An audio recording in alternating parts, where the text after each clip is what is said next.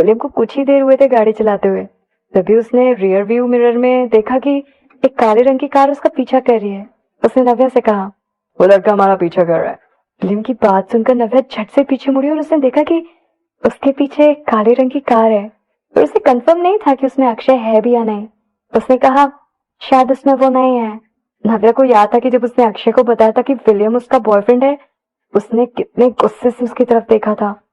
हो सकता है कि ये जानने के बाद कि विलियम नव्या का बॉयफ्रेंड है, अक्षय ने सारी उम्मीदें छोड़ दी और वो वहां से चला गया हो। अचानक नव्या का मूड फिर से खराब हो गया। विलियम ने कहा, ठीक है, हम अभी पता कर लेंगे कि उसमें वही है या फिर नहीं। बेबी, अच्छे से बैठ जाओ। विलियम अपनी कार को उस रोड पर ले गया जहाँ कम गाड़ियां थी। वहां से उसने कई सारे टर्न्स लिए। अगर वो कोई नॉर्मल कार होती तो वो लोग उसे पीछे छोड़ चुके होते। जैसे ही वो मेन रोड पर पहुंचा, वो काले रंग की कार फिर से उसके पीछे आ गई।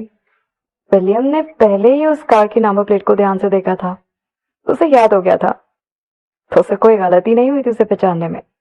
विलियम ने हंसते हुए नव्या से कहा, मुझे लगता है वो तुम्हें बुला नहीं पा रहा है। नव्या अपनी फीलिंग्स एक्सप्रेस नहीं कर पा रही थी। उसे समझ नहीं आ रहा था कि वो क्या बोले, इसलिए वो चुप रही और उसने कुछ नहीं कहा। उसका दिमाग अभी बहुत कंफ्यूज था। नव्या सोचने लगी कि अगर उसने अक्षय को अकेले में बात करने का एक मौका दिया तो वो क्या कहेगा। क्या वो ये कहेगा कि वो सौम्या के साथ बस टाइम पास कर रहा था, या फिर वो ये कहेगा कि वो बस ये जानना चाहता था कि वो सौम्या के लिए क्या महसूस करता है। दरअसल नव्या जानती थी कि अक्षय उसकी कितनी केयर करता है, तो नव्या सेल्फिश हो रही थी। वो भी बाकी लड़कियों की तरह उनमें से एक बनकर नहीं जीना चाहती थी। नव्या को बार बार अक्षय का वो चेहरा याद आ रहा था जब उस रात पहली बार उसने सौम्या को देखा था, और सौम्या के लक्ष्य जितना परेशान हो रहा था, उसकी जितनी केयर कर रहा था, इनफैक्ट इतना ही नहीं, वो कपड़े जो अक्षय नव्या के लिए लाया था वो भी उसने सौम्या को दे दिए। तो किस तरह उसने सौम्या को रहने के लिए अपना घर दे दिया। इन सारी बातों से सब क्लियर हो गया था कि सौम्या अक्षय के लिए कितनी स्पेशल है और उसके दिल में सौम्या के लिए क्या जगह थी। भले ही अक्षय सौम्या को कितना भी पसंद करता हो, चाहे वो जितना भी नव्या को पसंद करता हो, उससे ज्यादा हो या कम हो, लेकिन नव्या ने सोच लिया था कि वो अब और अक्षय के साथ नहीं रहेगी, क्योंकि ये वो प्यार ही नहीं था जो नव्या को चाहिए था। नव्या को जो प्यार चाहिए था वो अलग था, बहुत खास था, जो सिर्फ उसके लिए हो। नव्या को अच्छा नहीं लग रहा था कि उसे अक्षय को पाने के लिए दूसरी लड़कियों से कॉम्पिटिट करना पड़ेगा। भले ही सौम्या अक्षय के दिल के एक छोटे से हिस्से में हो और बाकी का पूरा हिस्सा नव्या का हो, पर फिर भी वो पूरा तो नहीं हुआ ना, ये तो इम्परफेक्ट हुआ ना। नव्या जानती थी कि वो चाहती है थोड़ा ज्यादा, इस तरह का प्यार जो कि परफेक्ट हो। ऐसा प्यार चाहना शायद गलत होगा।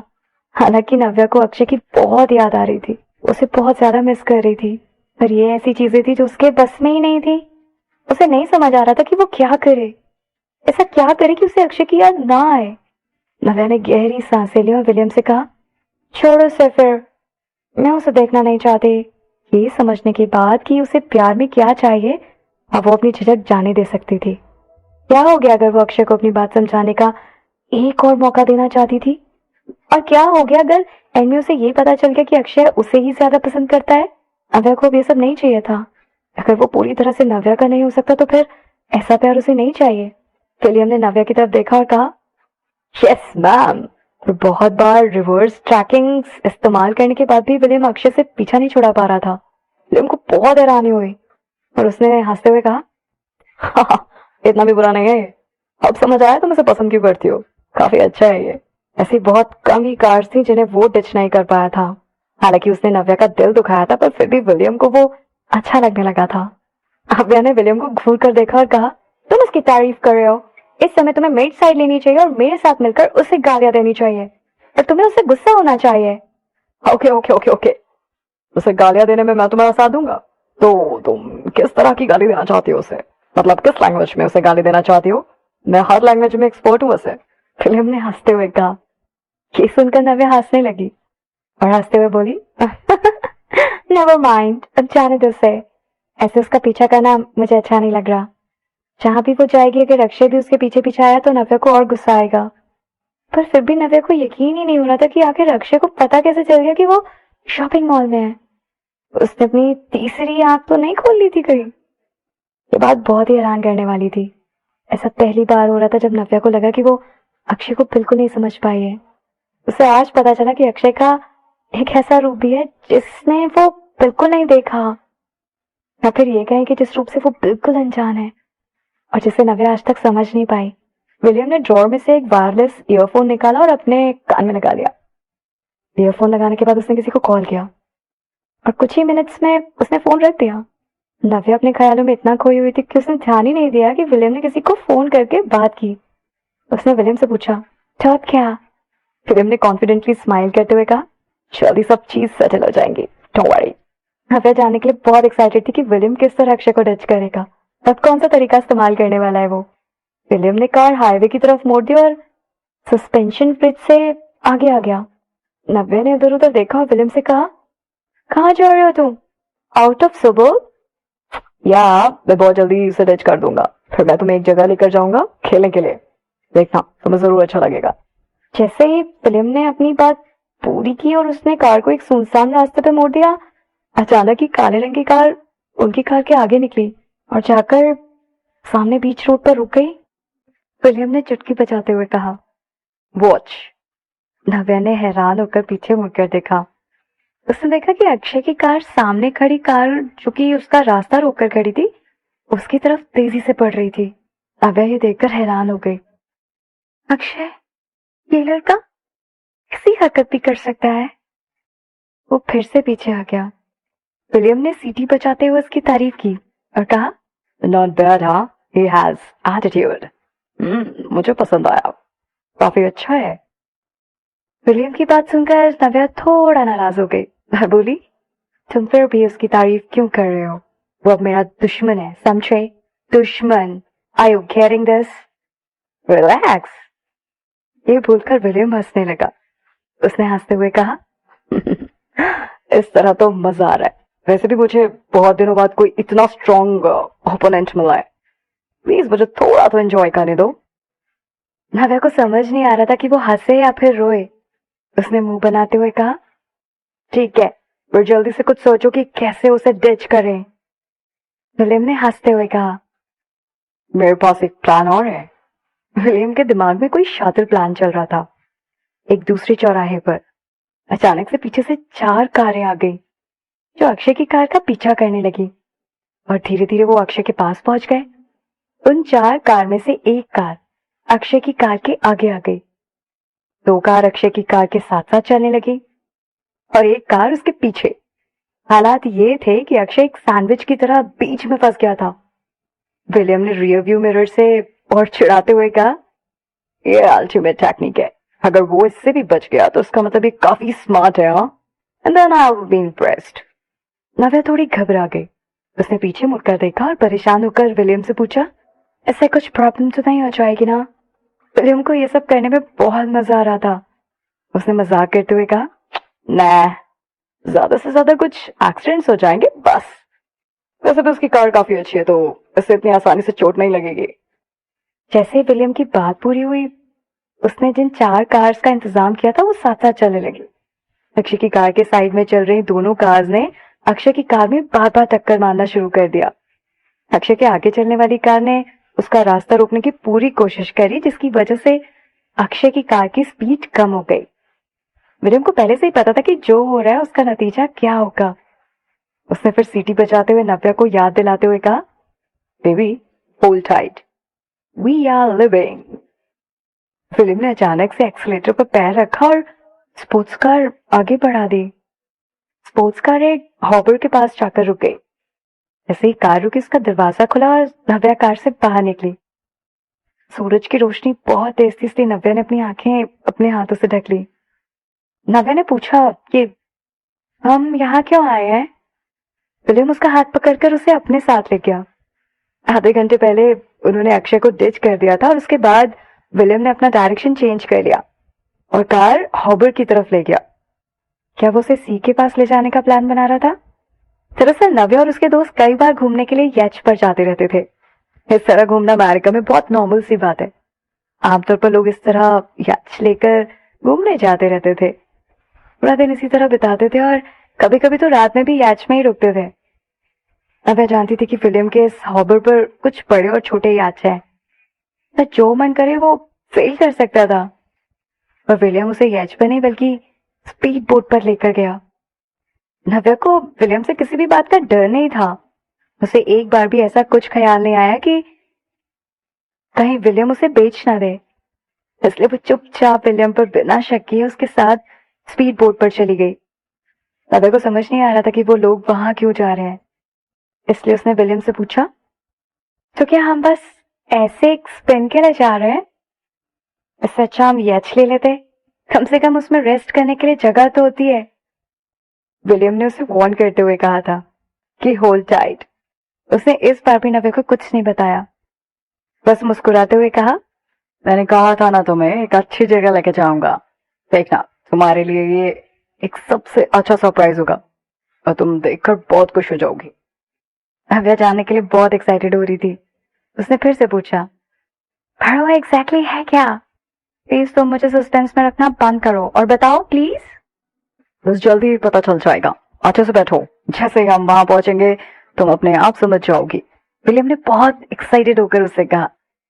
विलियम ने सनग्लासेस पहने हुए थे। वो स्पीड बोट इतनी तेज चला रहा था कि ऐसा लग रहा था जैसे वो समुद्र के ऊपर उड़ रहे हैं।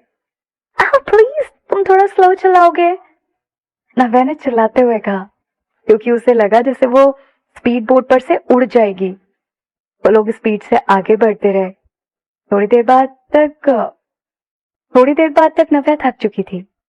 आखिरकार विलियम ने कहा, बस हम पहुंचने वाले हैं, सामने देखो। क्या है सामने?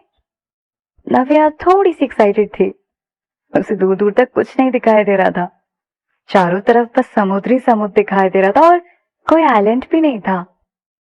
फिर उसने सोचा कि आगे क्या हो सकता है। नव्या ने जब ठीक से सामने देखा तो उसे एक बहुत बड़ी सी चीज दिखाई दे रही थी। नव्या वो देखकर हैरान हो गई। एक क्रूज शिप। स्पीड बोट एक तरफ मुड़ी और क्रूज के साइड में पहुंच गई। नव्या बहुत डर गई थी। उसने बहुत जोर से पकड़ लिया था उसे, ये सोचकर कि कहीं स्पीड बोट क्रूज से टकरा ना जाए। नव्या का दिल जोर जोर से धड़क रहा था। क्या तुम मुझे डराने की कोशिश कर रहे हो? नव्या ने विलियम से पूछा। नव्या ने उस क्रूज के साइड में उस लग्जरियस क्रूज का नाम लिखा हुआ देखा, प्रिंसेस एनी। एनी? ये तो उसकी बहन का नाम है ना?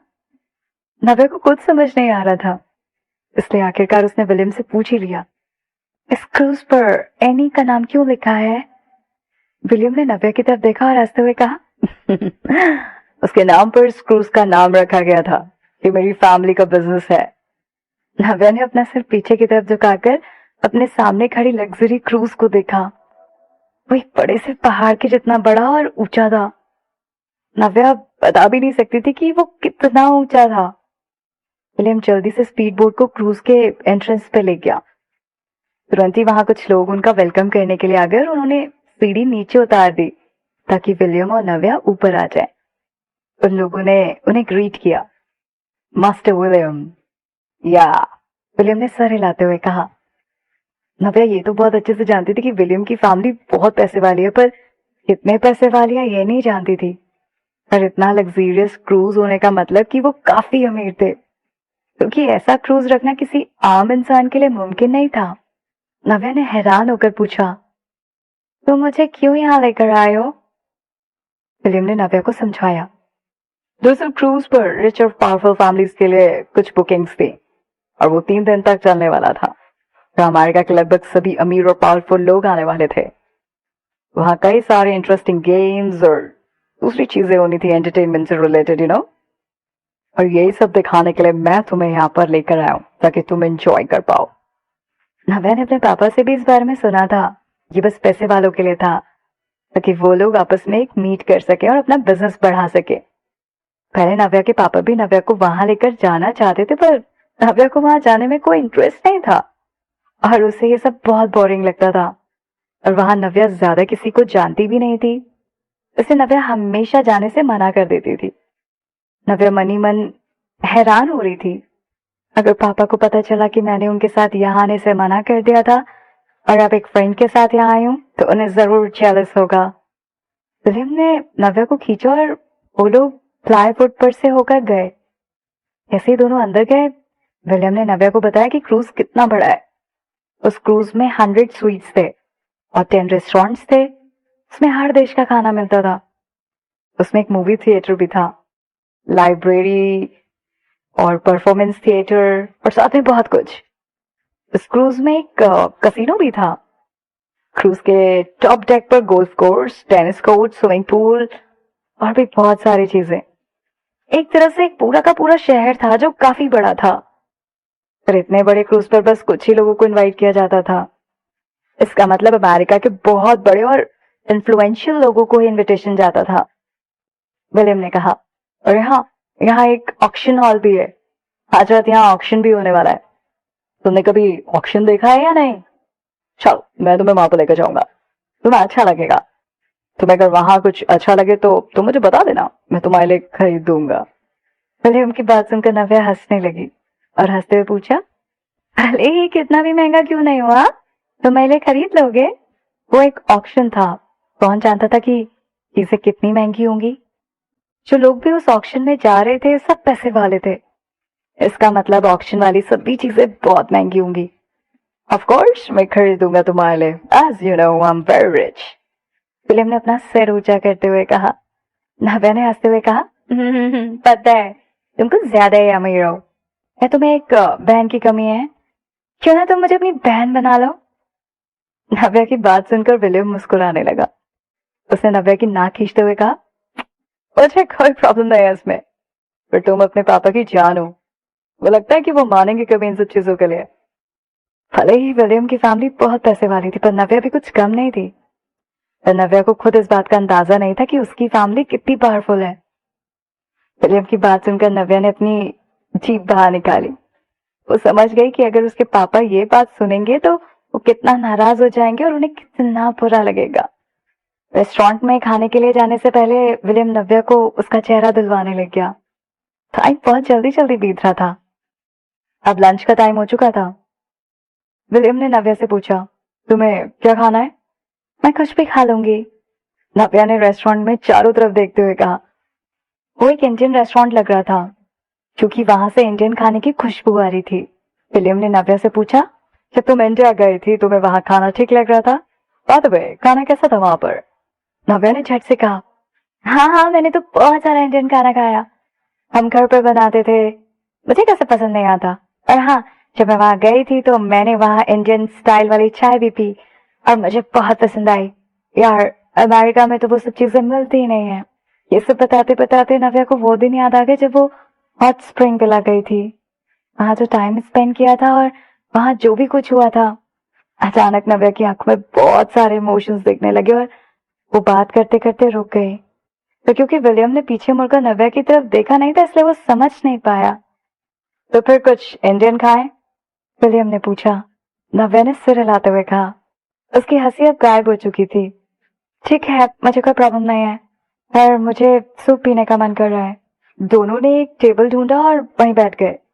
रेस्टोरेंट का मैनेजर खुद उनके पास आया। मास्टर विलियम, आप क्या खाना चाहेंगे? विलियम ने नव्या को मेन्यू देते हुए कहा, टमाटर करो, मुझे इंडियन खाने के बारे में ज्यादा नहीं पता है। नव्या ने खाने के लिए कुछ डिशेस चुने और अपने लिए एक सूप भी ऑर्डर किया। विलियम ने जोर से चुटकी बजाकर वेटर को इशारा किया और उसे कुछ इंस्ट्रक्शंस दिए। नव्या सिर झुकाकर चुपचाप कुछ सोच रही थी और अपने ही ख्यालों में खोई हुई थी। तभी उसके सामने पिंक कलर की एक चीज रख दी गई। नव्या ने उसकी तरफ देखा तो वो एक स्ट्रॉबेरी केक था। पहले ये खा लो तुम, शायद इंडियन खाना बनने में टाइम लगता और तुम्हें भूख लगी होगी, है ना? विलियम ने कहा। नव्या ये देखकर थोड़ी इमोशनल हो गई। उसने विलियम की तरफ देखकर कहा, विलियम, तुम कितने अच्छे हो, कितना ध्यान रखते हो। विलियम ने नव्या की तरफ देखा। नव्या के माथे पर प्यार से मारते हुए बोला, तो लगता है मैं हर किसी का ध्यान रखता हूँ। नव्या ने छोटे बच्चे की तरह सिर हिलाते हुए धीमी आवाज में कहा, हाँ पता है, तुम इस तरह सिर्फ मेरा ही ध्यान रखते हो। विलियम ने अपना हाथ बढ़ाकर नव्या का सिर छूते हुए कहा, हाँ तो अब अच्छा होगा कि तुम पहले की तरह ठीक हो जाओ और इस तरह खोई खोई रहने की जरूरत नहीं है। तुम्हें इस तरह देखना अच्छा नहीं लगता।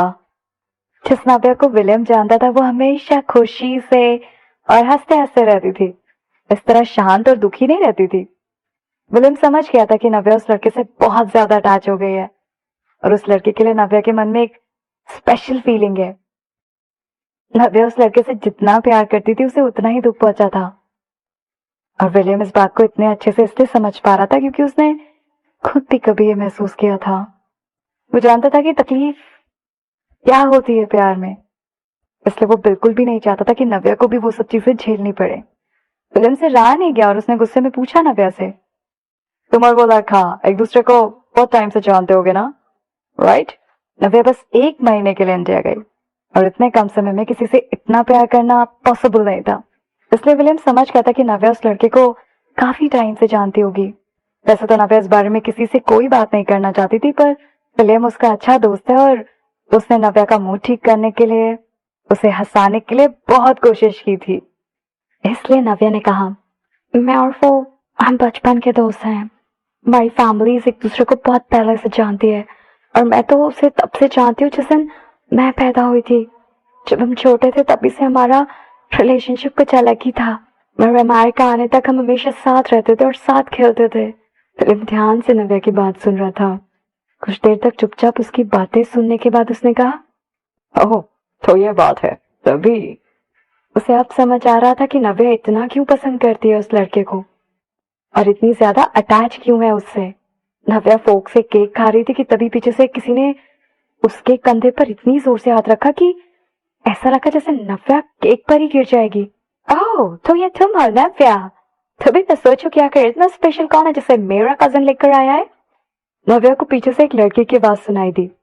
ये किसकी आवाज है ये जानने को पीछे मुड़कर देखने की जरूरत नहीं थी। नव्या ने टेबल पर जोर से हाथ मारते हुए तिरछी नजर से बेट्टी की तरफ देखा और कहा, मुझे नहीं लगता कि हम इतने क्लोज हैं। तुम्हें मुझे इस तरह से वेलकम करने की जरूरत नहीं थी। अमेरिका में नव्या जिस कॉलेज में पढ़ती थी बेट्टी भी उसी कॉलेज में पढ़ती थी। दोनों एक ही ईयर में थे। तो कॉलेज में नव्या जितनी पावरफुल थी बेट्टी उतनी पावरफुल नहीं थी और कई बार अनजाने में बेट्टी की लाइमलाइट नव्या ले जाती थी। इसलिए बेट्टी हमेशा से नव्या को अपना राइवल समझती थी। विलियम बेट्टी का कजन था पर फिर भी उसकी नव्या से अच्छी दोस्ती थी और बेट्टी की वजह से कभी भी नव्या और विलियम की दोस्ती में कोई प्रॉब्लम नहीं आई। वैसे तो नव्या ने कभी भी किसी को प्रोवोक नहीं किया था, पर बेट्टी हमेशा ही ऐसा करती रहती थी। पर क्योंकि इस समय विलियम वहां था तो बेट्टी बस इनडायरेक्टली ही नव्या को कुछ बोल सकती थी या टॉन्ट मार सकती थी। विलियम के सामने इससे ज्यादा कुछ भी करने की हिम्मत नहीं थी बेट्टी में, पर इस वजह से उसे नव्या से और नफरत हो रही थी। हमेशा किसी न किसी तरीके से वो उसके कजिन को खुश करने की कोशिश क्यों करती थी, और जबकि जिस लड़की से वो सबसे ज्यादा नफरत करती थी वो उसके कजिन की सबसे अच्छी दोस्त थी। बेट्टी को इस बात से भी गुस्सा आता था कि विलियम नव्या को इतनी अच्छी तरह ट्रीट करता है और उसका इतना ध्यान रखता है। बेट्टी ने स्माइल करने का दिखावा करते हुए कहा, तुम मेरी कजिन की इतनी अच्छी दोस्त हो तो मेरा तुम्हें अच्छे से वेलकम करना तो बनता ही है ना। तुम्हें क्या पता तुम मेरे बारे में कुछ बुराई ना करने लगो। विलियम की उसके परिवार में बहुत खास और इम्पोर्टेंट जगह थी और ये बात तय थी कि उसके परिवार का वारिस वही बनने वाला था। इसलिए हर बात पर उसकी राय और उसकी मर्जी होना बहुत जरूरी होता है। इसलिए बेट्टी जानती थी कि उसकी एक छोटी सी गलती भी उसके लिए बहुत बड़ा नुकसान साबित हो सकती है। विलियम की फैमिली में उसकी जनरेशन के कई सारे कजिन थे जो विलियम का दिल जीतने की कोशिश कर रहे थे। बेट्टी भी उनमें से एक थी। इसलिए भले ही वो नव्या से नफरत करती थी पर वो विलियम के सामने नव्या को परेशान नहीं करना चाहती थी। नव्या ने मुस्कुराते हुए अपनी बाहें फैलाई और कहा, चलो लोग मेरे लिए इम्पोर्टेंट नहीं होते, मैं उनकी तरफ ज्यादा ध्यान नहीं देती, तो तुम इस बारे में ज्यादा परेशान मत हो। नव्या बस ये बताना चाहती थी कि बेट्टी उसके नजरों में कुछ भी नहीं है और उसके लिए कोई मायने भी नहीं रखती। इसलिए उसकी बुराई करने में नव्या कोई दिलचस्पी नहीं ले रही थी और ना ही उसे कोई दिलचस्पी थी। बेटी ने नव्या से पूछा, नव्या, मैंने सुना था कि तुम्हारी फैमिली बैंकरप्ट हो गई थी, ऐसी वजह से तुम इंडिया वापस चली गई थी उस बैकवर्ड कंट्री में, तो फिर तुम वापस अमेरिका क्यों आई हो? क्या तुमने अचानक ये तो नहीं सोचा कि तुम यहाँ आकर मेरे भाई को फंसाकर उससे पैसे निकलवा सकती हो? बेटी की बात सुनकर नव्या ने नाराज होते हुए कहा, मेरी फैमिली कब बैकरप्ट हुई? तुमसे ये किसने कह दिया? हाँ। नव्या हैरान होकर विलियम की तरफ देखने लगी क्योंकि विलियम भी उसके कॉलेज में ही पढ़ता था। भले ही वो नव्या का सीनियर था, पर अगर कॉलेज में से कोई अफवाह फैली होगी तो उसे भी जरूर पता होगा। राइट? विलियम खुद भी थोड़ा कंफ्यूज था और उसने हाथ से इशारा करते हुए कहा कि मैंने इस बारे में कुछ नहीं सुना। कपूर बैंकरप्ट हो गए, ये तो बहुत बड़ा मजाक था। पर बेटी को अंदाजा नहीं था नव्या की फैमिली की ताकत और पहुंच का, इसलिए उसने ऐसी फालतू बात कह दी। नव्या के एक्सप्रेशंस देखकर बेटी समझ गई थी कि ये सब अफवाह गलत है और ऐसा कुछ भी नहीं हुआ है। बेटी को थोड़ी शर्मिंदगी महसूस होने लगी। सच में नव्या की फैमिली बैंकरप्ट क्यों नहीं हुई? अगर ऐसा सच में हो जाता तो कितना अच्छा होता। बेटी से नव्या को इतना खुश नहीं देखा जा रहा था। बेटी से बर्दाश्त नहीं हो रहा था कि नव्या के साथ कुछ भी बुरा नहीं हुआ है और वो अभी तक इतनी खुश और इतने अच्छे से है। हमें अचानक से उठी और बेटी को घूर कर देखने लगी। उसकी तरफ उंगली दिखाते हुए नव्या ने धमकी देते हुए कहा, अभी अभी जो तुमने कहा मुझे वो बिल्कुल अच्छा नहीं लगा। इंडिया को बैकवर्ड कंट्री कहने की हिम्मत कैसे हुई तुम्हारी? हाँ, मतलब क्या था तुम्हारा? तुम कभी इंडिया गए भी हो? तुम जानती ही क्या हो इंडिया के बारे में? कितनी छोटी सोच है तुम्हारी। बेटी, ओ बेटी, लड़की होने के नाते तुम्हारा ध्यान सारा दिन सिर्फ और सिर्फ शॉपिंग पर नहीं होना चाहिए। तुम अपनी सोच बदलनी चाहिए, नहीं तो जिंदगी भर तुम ऐसे ही छोटी सोच वाली इंसान बनकर रह जाओगी। क्यों? नव्या की बात सुनकर बेटी का चेहरा गुस्से से लाल हो गया था। उसने गुस्से में नव्या को घूरते हुए कहा, मुझे लेक्चर देने वाली तुम होती कौन हो? खुद को समझती क्या हो तुम? अगर तुम आज यहाँ खड़ी हो, यहाँ आ भी पाई हो तो सिर्फ मेरे कजिन की वजह से। अगर वो नहीं होता तो तुम अपनी सारी जिंदगी में भी कभी ये सब नहीं देख पाती। नव्या को बेटी को जवाब देने में कोई इंटरेस्ट नहीं था। कम दिमाग वालों से झगड़ा करके नव्या अपना खुद लेवल कम नहीं करना चाहती थी। नव्या का मानना था कि ऐसे लोगों से बहस करने से कोई फायदा नहीं, बल्कि कम दिमाग वालों से लड़कर हम खुद ही बेवकूफ कहलाते हैं। बेटी, विलियम को बेटी पर बहुत गुस्सा आ रहा था। उसने गुस्से में बेटी से कहा, ये क्या थोड़ी खराब बात करने कहा? मुझे लगता है तुम्हें घर वापस जाना चाहिए और पहले तुम्हें मैनर सीखने चाहिए।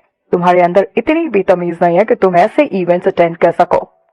विलियम की बात सुनकर बेटी घबरा गई। वो बोलने लगी, नहीं नहीं, नो, मैं बस मजाक कर रही थी, मैं तो सच में मजाक कर रही थी। बेटी को ऐसे मौके बहुत कम मिलते थे जब वो ऐसे इवेंट्स अटेंड कर पाए और जहां उसे अमेरिका के बड़े बड़े लोगों से मिलने का मौका मिले। बेटी किसी भी हाल में ये मौका जाने नहीं देना चाहती थी। नव्या ने नाराज होते हुए कहा, ये बहुत ही घटिया मजाक था, ओके? विलियम ने गुस्से से बेटी की तरफ देखा और उसे घूरते हुए बोला, माफी मांगो। विलियम की बात सुनकर बेटी हैरान हो गई। उसने कहा, मैंने कुछ भी जानबूझकर नहीं किया है, मैं मजाक कर रही थी, मैं माफी नहीं मांगूंगी। यहाँ तुम्हारी कजिन कौन है? तुम किसी बाहर वाले के लिए मुझ पर गुस्सा कर रहे हो? तुम इससे प्रोटेक्ट कर रहे हो? तुम इसकी साइड ले रहे हो? ठीक है, अगर तुम मुझे पसंद नहीं करते तो मैं यहाँ से चली जाती हूँ, ठीक है? अगर बेटी वहां रुकती तो शायद उसे सच में नव्या से माफी मांगनी पड़ती, इसलिए वो जल्दी से वहां से चली गई। बेटी इतनी जल्दबाजी में वहां से निकल रही थी कि वो गलती से सामने से आ रहे वेटर से टकरा गई। वेटर के हाथ में डिशेस थी। आ! शिट! बेटी जोर से चिल्लाई।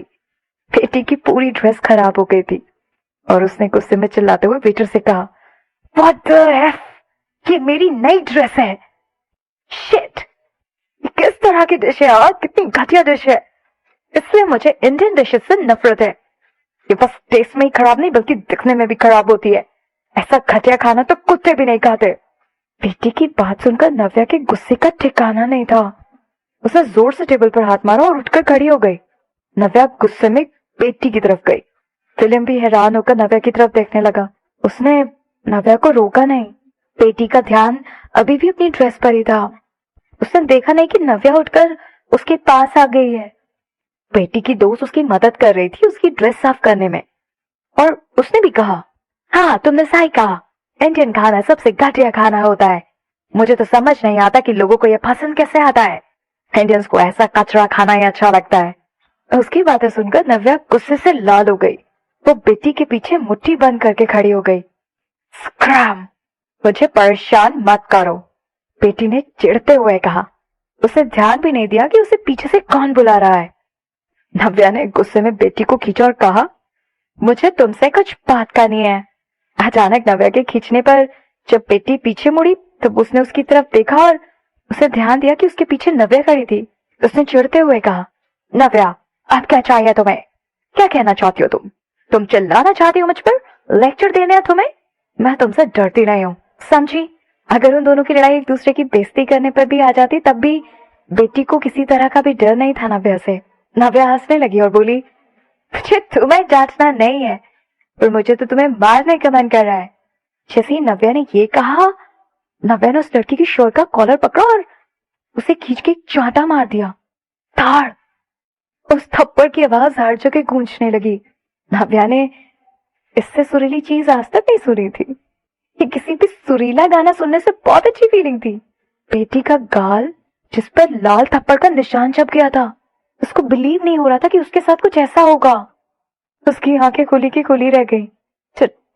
तुम्हारी ये मजाल, तुम्हारी हिम्मत कैसे हुई मुझे मारने की? बेटी ने आंखें बड़ी करके गुस्से में कहा, मेरा जिसको मन करे मैं उसको मार देती हूँ। It's very easy for me, Navya ने मुस्कुराते हुए कहा। उसने बेटी को धक्का देकर जमीन पे गिरा दिया और फिर नव्या बेटी को ऊपर से देखते हुए बोली, मेरी एक बात कान खोल कर सुन लो, तो मुझे जितना चाहे डांट लो, लेकिन कभी भी मेरे देश की बेइज्जती करने की कोशिश मत करना। अगर तुमने फिर से कुछ ऐसा किया तो मैं तुम्हें तब भी मारूंगी, जब तक तुम्हारे जहन में ये बात घुसेगी नहीं, समझी? नव्या ने बेटी को धमकी देते हुए अंदाज में कहा। बेटी ने उठने की हिम्मत की, लेकिन वो जहां पड़ी हुई थी वहां पर बहुत सारा खाना गिरा हुआ था, इसलिए वो जमीन भी स्लिपरी हो रही थी और बेटी फिर से फिसल के गिर गई। बेटी की दोस्त ने आकर उसको उठाने की कोशिश की। नव्या, मेरा मन कर रहा है कि मैं तुम्हारी जान ले लूं।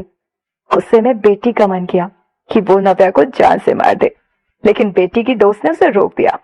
नव्या ने अपने दोनों हाथ अपनी कमर पे रखे और जोर से हंसने लगी।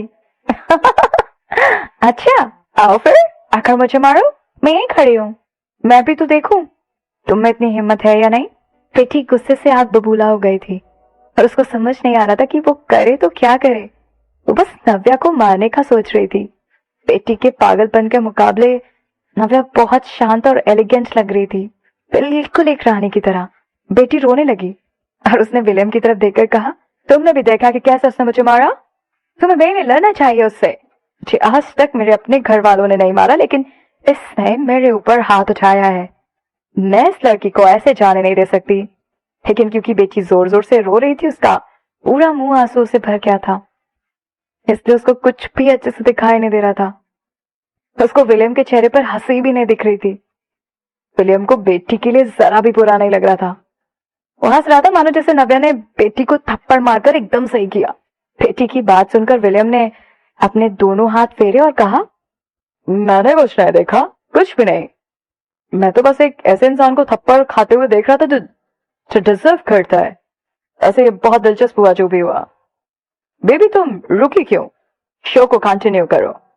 विलियम ने जो बेबी कहा वो जाहिर था कि उसने वो बेटी को नहीं बल्कि नव्या को कहा। बेटी का पूरा मुंह लाल पीला हो गया था। उसके भाई ने उसकी बिल्कुल भी साइड नहीं ली और नव्या की साइड ली, जबकि वो एक आउटसाइडर थी। बेटी को ये बात समझ नहीं आई, लेकिन वो उसके अलावा और कर भी क्या सकती थी। बेटी के माता पिता को भी विलियम की बात माननी होगी। ऐसा कोई भी नहीं था जो बेटी के लिए खड़ा हो सकता था। बेटी की दोस्त ने जब ये सब होते देखा तो उसने फटाफट बेटी को साइड में लिया और उसे सारा ड्रामा बंद करने के लिए कहा, क्योंकि अगर बेटी इस ड्रामे को चालू रखती तो उसको साफ साफ दिख रहा था कि वहां बेटी की ही बेइज्जती होती। बेटी की जितने भी दोस्त उस शिप पर थे वो सिर्फ बेटी की वजह से थे, और वो सब लग्जरी वाली जगह में सिर्फ बेटी की वजह से ही अंदर जा सकते थे। इसलिए वो नहीं चाहते थे कि बेटी को शिप से उतार दिया जाए। जब बेटी ने सुना कि शायद उसे शिप से उतार दिया जाएगा, और क्योंकि वो देख पा रही थी कि विलियम भी नव्या की साइड ले रहा था, तो बेटी के पास और कोई ऑप्शन नहीं था सब कुछ सहने के अलावा। बेटी, तुम्हारे कपड़े गंदे हो गए हैं, हमें चल के कपड़े बदल लेने चाहिए, बेटी के दोस्त ने कहा। हाँ हाँ, जब तुम अपने कपड़े बदलोगे उसके बाद शॉपिंग करने चलते हैं, नए कपड़े और जूतों के लिए, ठीक है? उस क्रूज में एक स्टोर भी था जहाँ पर अमीर लड़कियां और औरतें शॉपिंग करने जा सकती थी, इसलिए अपनी सारी दोस्तों के साथ बेटी उस रेस्टोरेंट से चली गई। वो भी गुस्से में। नव्या को बहुत अच्छा लग रहा था, मानो जैसे उसने कोई जंग जीत ली हो। उसने अपने हाथ साफ किए और वापस जाकर अपनी कुर्सी पर बैठ गई।